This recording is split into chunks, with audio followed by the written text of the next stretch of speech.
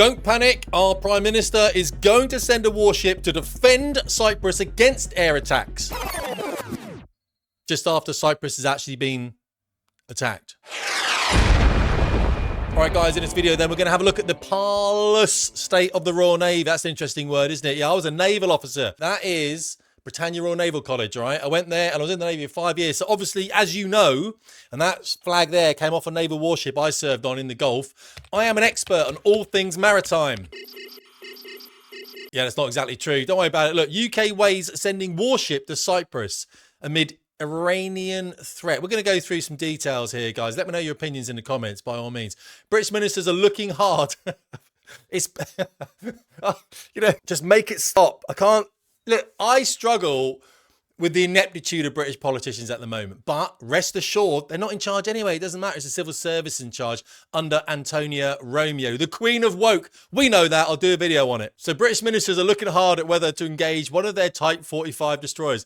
You might want to, in case Cyprus gets hit. Right, the UK is weighing whether to send a warship to the Mediterranean in the face of Iranian drone attacks on RAF Akrotiri military base in Cyprus, according to 3 people familiar with the matter. Cyprus is not a happy bunny rabbit with the British at the moment, believe me. HMS Dragon currently being prepared for possible deployment. That's pretty much all they've got, guys. A Shahad type drone hit Britain's RAF base Akrotiri in Cyprus in the early hours of Monday, whilst more strikes targeting the base were intercepted later in the day. Now, this, of course, is a really valid Iranian tactic. Throw missiles at everywhere. You're going to humiliate militaries. You're going to expend their resources because we haven't really got a ship to send them. We've got 6 Type 45s, which are our air defense for the United Kingdom, by the way. Most of them are in dock right now. Duncan's just come out of a refit, and I think we have Daring down in the Red Sea somewhere. So yeah, we're just going to have to expend resource in areas that we didn't really want to do it. And as Tom Sharp has written in the Telegraph, he's a switched on bunny rabbit. He's an ex-naval officer like myself. He said, there are hundreds of defensive and offensive systems we could procure now if the money and drive were there. Yeah, but those days are gone, Tom. He knows that as well. Finally, we've decided to send a destroyer. These ships cost more than £1 billion each to build for the express purpose of providing area air defense. Despite early teething problems and the fact that most of them are in dock, these ships are now good at this. They weren't good. They are now. We're going to go through what these ships actually have on them. HMS Dragon acted as a goalkeeper for Cyprus in 2013 during the Syrian crisis. That's the role. HMS Diamond and Duncan have done air defense since. They've got some really good systems on these ships. You have a look at it, shall we? So the Type 45 destroyers then are designed to protect capital assets such as the carriers. Now, we'll also look at other area defense weapon systems that we have in the United Kingdom, but primarily as an island, someone thought it sensible to surround it with ships, because you can also take the ships down route, can't you, if you want to go invade countries and stuff like that, you know what I mean? Or even protect bases that might be overseas, like Cyprus. Call me old-fashioned. The problem is, though, you can't have all 6 ships at sea at one time. Normally, well, in this case, you've got 4 in refit, pretty much, and then you've got 2 down route. Now, they are undergoing upgrade to increase the number of missiles from 48 to 72, but they don't always sail with all the missiles on board. I don't know why. It's just one of those things, isn't it? They've got a mix of Aster 30 and Sea Scepter missiles for enhanced area defense. They've got the Sea Viper missile system, which is part of the principal anti-air missile system they have on board. That uses the common anti-air modular missile, which I believe that Aster's part of, or Sea Scepter's part of, and also known as Sea Viper, and it all gets a bit kind of CCC, and it runs under a Samson missile system, and to be fair, it's all pretty complicated to me. But the Army have got Land Scepter from the same sort of missile family, that CAN missile family. They've got a radar called a Giraffe. Sup, fool? So I know how to do that one. Let's have a look at it. What's that? I'm stealing someone's film. Yeah, I am. What you can do about it? Probably a lot, actually, to be fair. Land Scepter, missile system, heart of the British Army. Well, they've got some cool toys, haven't they? You know what I mean? That goes off, hits things. And, of course, none of these systems are in Cyprus. Why would they be? You know, when you've got a war in the Middle East and you want to put these all in a shed in Salisbury Plain somewhere. You know what I mean?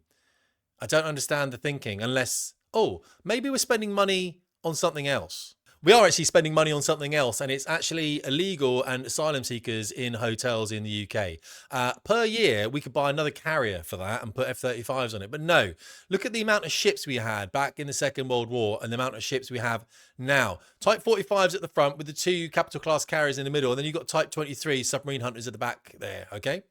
We also have fishery protection and some mine hunters and things like that as well. This is an F-16 that just landing at Akrotiri to basically, well, land in Cyprus basically to protect Cyprus, Greek F-16s. And yeah, this cost about 3 billion, I think it is. I think it is. And then this is how much we're spending on people that look like this dude here. I don't understand. I don't understand it. If you understand it, whack it in the comments. Go into politics, sort it out.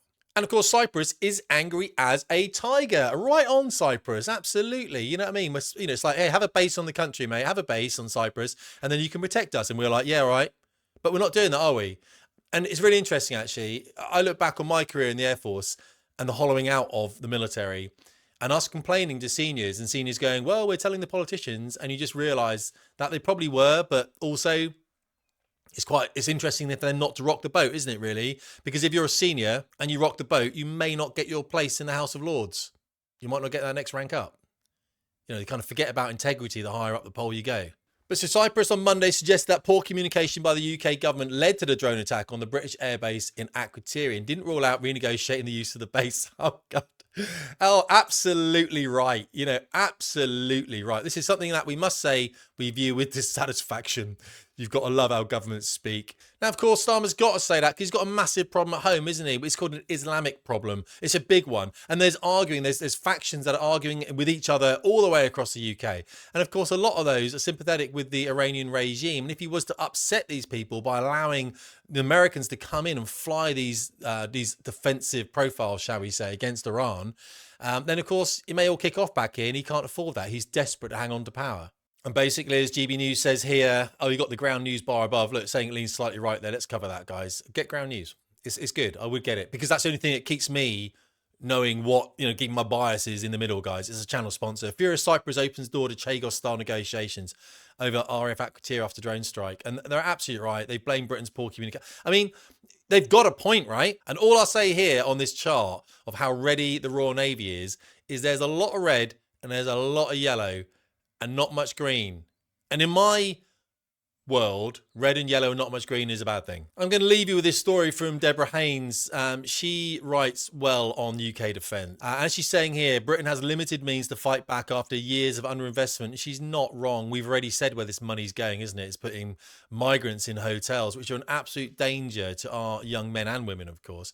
A decade ago, the UK had a much bigger naval presence in the Gulf with 1, if not 2 large warships and 4 mine hunters operating out of Bahrain. That's very true, actually. Today, there are no crewed ships. Amazing. The expansion of Donald Trump's war against Iran to a British base in Cyprus is a nightmare for the UK. I mean, it was always going to happen, though. And that's exactly what Iran is trying to do in the region. It's pretty simple, isn't it? By firing into different areas like Dubai or into Bahrain or wherever it might be, it's forcing reaction from these countries that really all that's going to happen is it's going to exploit real problems within the logistics chains of both North America and Europe into putting things into there. And we may not actually you can't get boots on the ground. We haven't got the militaries like we used to have. So what do?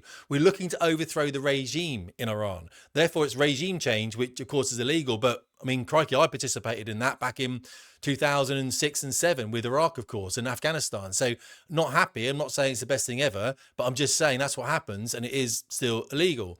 But is it best for the Iranian people? Of course it is, absolutely. You know what I mean? It's a complex, heavily nuanced geopolitical situation, guys. But let's be realistic with what Iran's trying to do, and it is doing very well as well, is making people go, hang on a second, what's going on? Are you bombing Cyprus? We need to put ships down there we can't afford to. Why not? Because we've got migrants back home. That's the danger here. And it wasn't thought out. And I knew it wasn't going to be thought out. And that's exactly, what they're going to do. Guys, if you're interested, there's my book. Look, the 5 Fs, okay? Pilot's Guide to Purpose, Precision and Performance. And, hey, it's going to come down to us. It's going to come down to you. It's going to come down to your family. It's going to come down to your community. And that's why people are buying the books. I talk about how to make you a better person. The end. Really appreciate it, guys. Talk soon. Tim Davies, Fast Jet Performance.